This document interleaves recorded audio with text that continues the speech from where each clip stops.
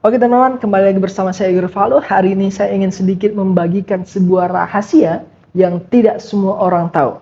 Ya, apa itu? Yaitu tentang bagaimana cara cepat agar doa kita cepat dikabulkan. Saya yakin dan percaya bahwa setiap orang yang beragama itu pasti pernah berdoa. Setiap orang yang beragama itu pasti pernah berdoa. Tapi pertanyaannya, apakah setiap orang yang berdoa itu doanya pasti dikabulkan? Belum tentu. Kenapa? Karena banyak faktor. Salah satunya adalah cara doanya yang salah. Nah, hari ini saya ingin bongkar rahasianya sama kalian semua ya, tapi saya minta kepada kalian semua tolong jangan kasih tahu siapa-siapa. Ini cukup menjadi rahasia di antara kita aja ya.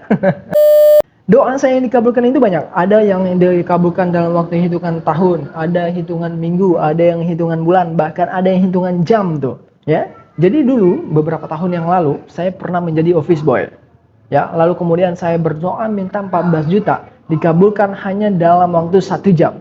Bayangkan, bukan seorang pengusaha, bukan seorang manajer atau pejabat tinggi lainnya, tapi seorang office boy berdoa minta 14 juta, dikabulkan hanya dalam waktu 1 jam. 1 jam ya. Kalau misalnya saya pengusaha mungkin oke lah, masih bisa masuk akal karena mungkin dikabulkan lewat bahwa bisa jadi omset naik ya, atau mungkin saya pejabat tinggi lainnya mungkin masih masuk akal. Kalau misalnya saya manajer atau mungkin pejabat-pejabat lain ya, karena bagi mereka duit 14 juta itu kecil. Tapi ini seorang office boy minta duit 14 juta. Saya berdoa jam 8 habis Isya, lalu kemudian jam 9 malam langsung dikabulkan. 14 juta hanya dikabulkan dalam waktu 1 jam. Ya.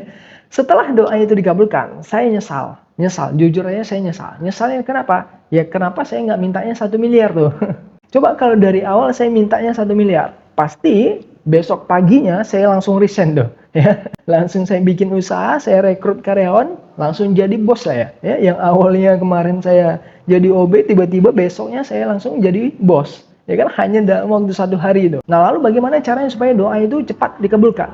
Nah, sekarang kita masuk ke bagian teknis. Tapi saya minta sebelumnya ya, kalian tolong pahami, tonton sampai habis, catat poin-poin yang penting, lalu kemudian kalian praktekkan. Karena kalau kalian nonton ini sampai habis tapi tidak dipraktekkan, percuma ya, buang-buang waktu, buang-buang kuota tuh. Nah, sekarang begini, kita sepakati dulu di awal bahwa prinsip dari doa itu pasti dikabulkan. Prinsip dari doa itu pasti dikabulkan.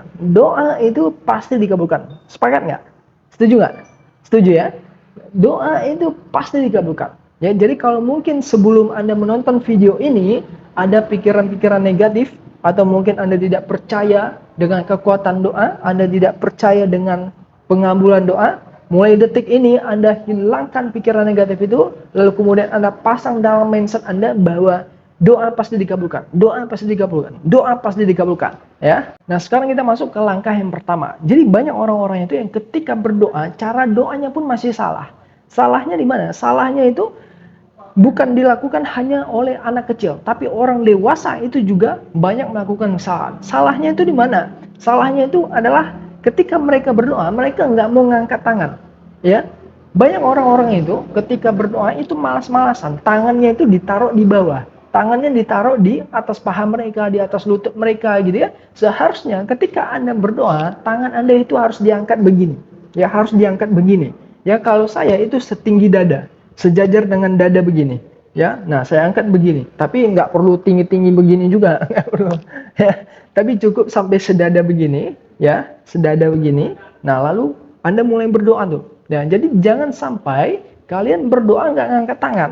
Ya, mohon maaf saya katakan. Ya, orang yang ngemis saja, yang perbuatan yang tidak disukai di dalam Islam itu, ya, yang ngemis itu kalau minta itu tinggi tangannya itu tinggi. Masa kita yang berdoa yang memang dianjurkan oleh Allah, ya masa nggak semangat, masa kayak nggak niat berdoanya, masa cuman taruh tangan di paha, di lutut gitu kan. Nah, jadi mulai sekarang Anda yang mungkin sebelumnya berdoa tidak angkat tangan, mulai sekarang Anda doa angkat tangan. Kalau saya itu selalu sejajar dengan dada, nggak terlalu tinggi juga nggak terlalu rendah, tapi sejajar dengan dada begini ya. Nah, itu yang pertama. Nah, kemudian yang kedua, kita itu harus konsentrasi. Ya, konsentrasi itu maksudnya bagaimana? Apa yang kita ucapkan, itulah yang kita pikirkan. Paham ya? Apa yang kita ucapkan, itulah yang kita pikirkan. banyak orang yang ketika berdoa, tapi pikirannya tidak sesuai dengan apa yang diucapkan. Contoh misalnya dia minta duit, tapi pikirannya mikirin yang lain. Dia minta mobil, minta rumah, tapi mikir hal-hal yang lain. Nggak fokus ke mobil, nggak fokus ke rumah. Ya, malah fokusnya, dia minta mobil. Ya Allah, berikanlah aku mobil, aku pengen rumah. Tapi mikir apa? Ini jemuran udah diangkat belum ya? Ini status sudah diupdate belum ya? Udah dilihat berapa orang ya? Ini story udah dilihat berapa orang ya? Jadi selalu mikirkan hal-hal yang tidak sesuai dengan apa yang kita ucapkan. Nah, jadi mulai hari ini, cobalah ketika Anda berdoa, Anda harus konsentrasi, ya, pikirkan apa yang Anda ucapkan. Kalau misalnya kalian berdoa minta duit, maka kalian harus mikirin tentang duit. Kalian mengucap minta mobil, kalian harus mikirin tentang mobil. Kalian berdoa minta rumah, kalian harus mikirin tentang rumah. Jangan sampai kalian berdoa minta rumah, minta mobil, tapi kalian nggak mikir rumah, nggak mikir mobil, malah mikirnya ke hal-hal yang lain, gitu kan? Jadi mulai hari ini, mulailah konsentrasi terhadap ucapan yang Anda doakan. Ya, ketika Anda berdoa minta duit, maka pikiran Anda harus mikirin duit. Ketika Anda berdoa minta mobil, Anda harus mikirin mobil, gitu ya. Kemudian yang ketiga, ketika Anda berdoa, itu jangan langsung minta tembak ke doa inti. Ya, jangan langsung minta ini, minta itu. Ya Allah, aku mau motor. Ya Allah, aku mau mobil, aku mau rumah. No, jangan. Ya, tapi mulailah dengan mengucapkan rasa syukur atas apa yang kita miliki hari ini. Ya, mungkin memang hari ini Anda belum kaya. Mungkin hari ini memang Anda belum sesuai dengan apa yang Anda harapkan. Tapi pasti ada sesuatu yang bisa kita syukuri. Contoh misalnya kesehatan. Ya Rob, alhamdulillah ya Rob, terima kasih atas semua nikmat yang sudah Kau berikan kepadaku ya Rob. Atas kesehatan yang sudah Kau berikan, yang dengan kesehatan itu aku bisa bekerja, aku bisa kuliah, aku bisa sekolah, aku bisa ibadah dengan nikmat, aku bisa berdoa kepadamu dengan nikmat, ya. Atau mungkin Anda tidak punya mobil, tidak punya kendaraan pribadi, apa yang bisa disyukuri? Ada nggak? Ada. Ya Allah, alhamdulillah ya Rob, terima kasih Engkau masih memberikan aku rezeki untuk bisa naik kendaraan umum, ya. Atau mungkin Anda belum punya rumah pribadi misalnya. Ada nggak hal-hal yang bisa disyukuri? Ada. Alhamdulillah ya Rob, terima kasih Engkau masih memberikan aku rezeki untuk bisa bayar uang sewa rumah. Atau mungkin Anda tidak bisa makan mewah seperti di story Instagram orang-orang. Ada nggak yang bisa disyukuri? Ada. Ya, alhamdulillah ya Rob, terima kasih Engkau masih memberikan aku rezeki untuk bisa menghilangkan rasa lapar. Ya, walaupun tidak mewah, tapi setidaknya kita bisa menghilangkan rasa lapar. Kenapa? Karena di luar sana orang masih banyak yang jangankan makan mewah, menghilangkan rasa lapar pun tidak mampu. Nah, jadi banyak hal-hal yang sebenarnya itu bisa kita syukuri kalau memang kita mau melihat ke dalam diri dan mau menyadari hal itu. Jadi tidak ada alasan untuk tidak bersyukur. Kemudian yang keempat, biasakanlah untuk memulai menggunakan kata-kata pujian sesuai dengan sifat-sifat Allah yang ingin kita minta, sesuai dengan yang ada di Asmaul Husna. Contoh misalnya begini, Anda mau minta rezeki, Anda mau minta harta, maka Asmaul Husnanya apa sifat Allah? Ya Razak, ya Razak. Ya Razak, yang maha pemilik rezeki, yang maha pemberi rezeki. Aku butuh uang, aku butuh ini, butuh itu, maka aku mohon berikanlah aku jalan dan berikanlah aku kemudahan. Atau mungkin kalian mau minta ampun, ya, atas dosa-dosa di masa lalu. Tinggal cari apa sifat-sifat Allah yang maha pengampun. Ya Ghafar, ya Ghafurur Rahim. Ya Rob, sungguh Engkau yang maha pengampun, mohon ampuni dosaku atas dosa-dosa di masa lalu dan mohon jauhkan aku dari godaan-godaan setan yang akan datang. Nah, jadi gitu. Jadi biasakan sebelum minta ke doa inti Anda, cari puji-pujian, ya, cari nama-nama Allah, sifat-sifat Allah yang ada di Asmaul Husna.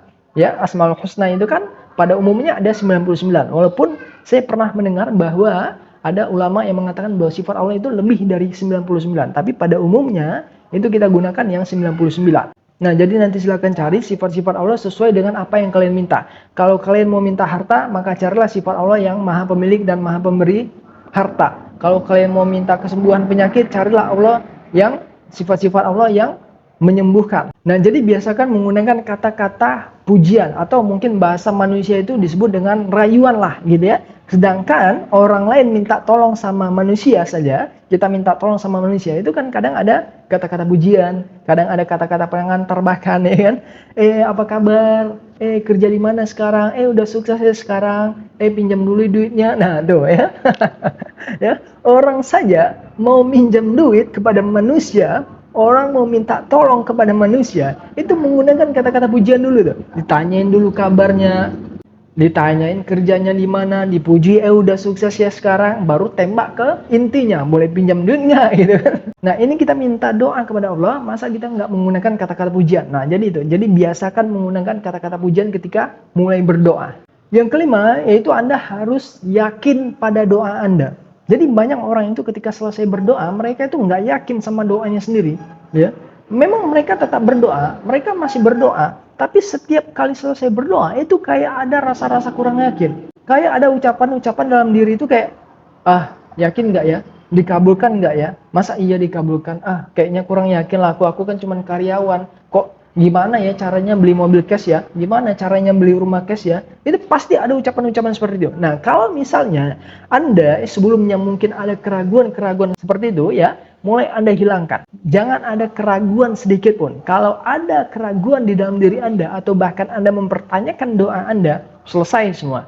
Ya, pernah nggak mendengarkan sebuah hadis yang kurang lebih mengatakan kalimatnya begini? Aku sesuai dengan prasangka hambaku.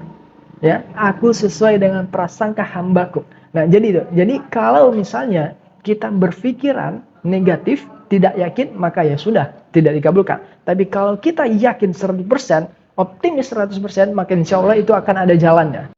Kemudian yang keenam, yang terakhir, ya, jangan menerka-nerka doa Anda itu dikabulkan dengan cara seperti apa. Caranya bagaimana, kapan dikabulkan, itu jangan. No, Anda tidak boleh menerka-nerka doa Anda itu dikabulkan dengan cara yang seperti apa. Biarkan aja, ngalir aja. Pokoknya setiap kali kalian sudah berdoa, sudah, lupakan. Jangan tanya, gimana ya cara Allah ngabulkan ya? Saya kan cuma karyawan, gaji saya cuma terbatas begini. No, ya. Tapi Anda ngalir aja. Nggak usah pikirkan bagaimana cara Allah mengabulkan doa kita. Itu bukan urusan Anda, itu urusan Allah, ya. Pokoknya setiap kali nanti, ya, ketika kalian selesai berdoa, ketika ada ide halal, ketika ada peluang halal, langsung ambil. Ada peluang halal, ambil. Ada peluang halal, ambil. Ada peluang halal, ambil. Kenapa saya tekankan peluang halal? Karena nanti ketika selesai berdoa, itu kemungkinan besar biasanya ada dua. Ya, ada dua kemungkinan yang terjadi. Ya, kalian akan diberikan godaan setan yang memberikan peluang yang haram, lalu kemudian juga akan diberikan peluang yang halal. Kalau kalian mampu melewati godaan setan dengan peluang yang haram ini, maka insya Allah peluang halal itu akan datang. Dan itu biasanya terjadi, sering terjadi, ya, termasuk pada diri saya sendiri. Jadi itu pesan saya, ya. Jadi kalau kalian misalnya nanti berdoa kemudian ketemu peluang yang haram, jangan diambil, ya. Peluang yang haram atau sesuatu yang haram yang kalian kerjakan itu bukan menyelesaikan masalah, itu malah menambahkan masalah. Nah, mungkin itu aja tips dari saya hari ini, ya, tentang bagaimana caranya agar doa kita cepat dikabulkan. Besok saya akan bikin kelanjutannya yang part 2. Hari ini kita bikin dulu part 1 karena kalau saya bikin semuanya itu bisa panjang, bisa 50 menit mungkin tuh, ya. Ingat tadi pertama, doa harus angkat tangan. Doa harus angkat tangan begini, bukan angkat tangan yang begini. No, itu lain cerita, ya. Tapi doa angkat tangan begini. Lalu kemudian yang kedua, kalian harus konsentrasi, ya, apa yang kalian ucapkan itulah yang kalian pikirkan. Lalu kemudian yang ketiga, biasakan mengucapkan rasa syukur terhadap apa yang sudah kita miliki hari ini. Lalu kemudian yang keempat, ya, biasakan menyebutkan nama pujian-pujian Allah, sifat-sifat Allah sesuai dengan yang ada di Asmaul Husna. Ya, sesuaikan dengan apa yang kalian minta, lalu sebutlah sifat Allah itu. Lalu yang kelima tadi, kalian harus yakin pada doa kalian sendiri. Jangan ada keraguan sedikit pun, jangan ada pikiran-pikiran negatif sedikit pun. Kalau kalian ragu sedikit saja, selesai semua.